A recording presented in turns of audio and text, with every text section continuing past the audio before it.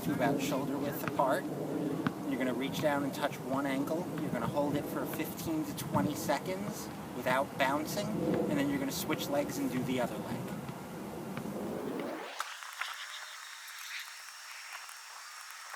Alright, next we're going to stretch your quads.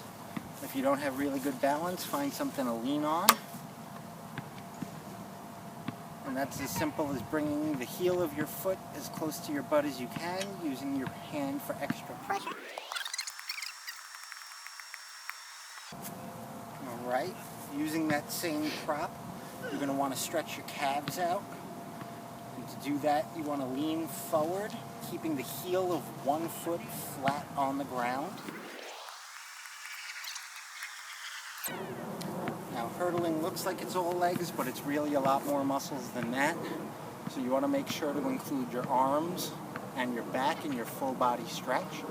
We're also going to show you stretches for your groin, because it's a lot of hip movements involved in hurdling.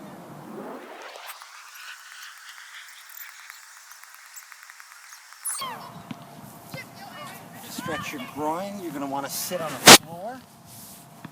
Bring the heels of your feet together and bring them in as close as you can.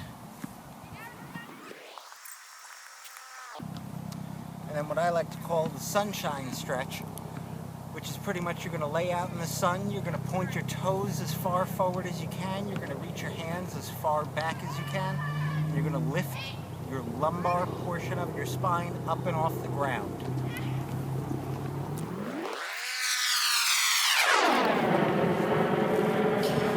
Those are some of the basic stretches that everybody does for everyday events. What I'm going to show you now is a couple of specific stretches for hurdlers. For me, my lead leg when I run and when I hurdle is my left leg.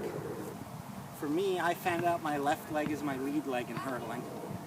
What most people will do is take a few steps back, get a running start, and they're going to leap off one foot and then off the other and see which one they're more comfortable landing on. The easiest way to do this is to pretty much just put your feet together, lean forward till you're off balance, and whichever foot you step out with to catch yourself is going to be the foot that you want to use as your lead leg. So, as you can see, my left leg went forward. That's going to be my lead leg. So specifically, I'm going to stretch my left leg, making sure that that hamstring is really nice and loose. And for that, I'm just going to start kicking. You want to make sure that that foot's getting over the level of height of that hurdle.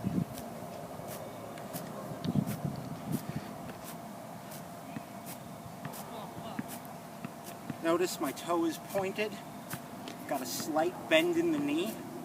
All of that's going to come back in handy and useful when we actually get into the hurdling. For your trail leg, a really good exercise is to use your hurdle as a base and get into that hurdling position, and then use that to help you lean down and stretch your hamstring and your groin at the same time. All right. Now, there are specific drills for each leg, and I'm going to use the part-whole method of education. So what I'm going to do is I'm going to show you the individual pieces, then we're going to put it together for the whole thing. For a lead leg exercise, what you want to do is you're going to line yourself up with your lead leg touching the hurdle.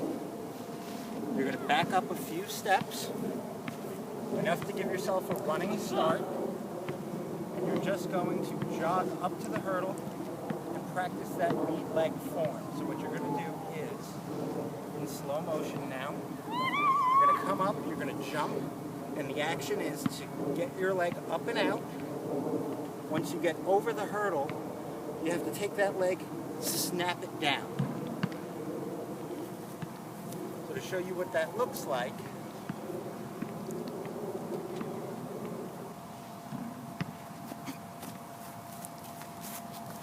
so again, your left leg, for me, my left leg, is going over, slightly bent, toe pointed, and then slapping down.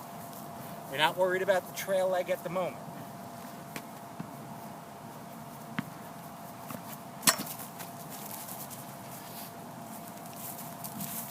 And again, that's your lead leg exercise.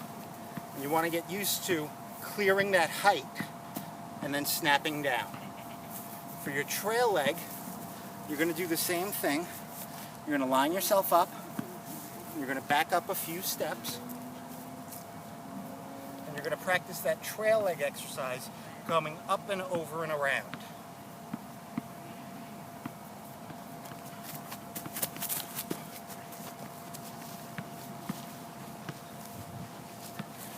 We'll show that to you one more time.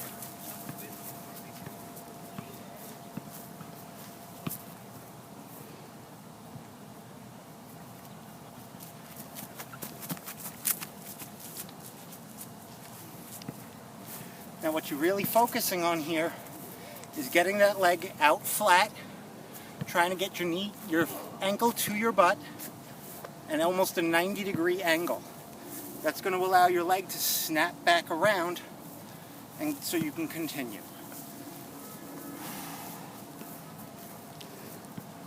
And finally, we're going to put it all together and show you what the finished product looks like.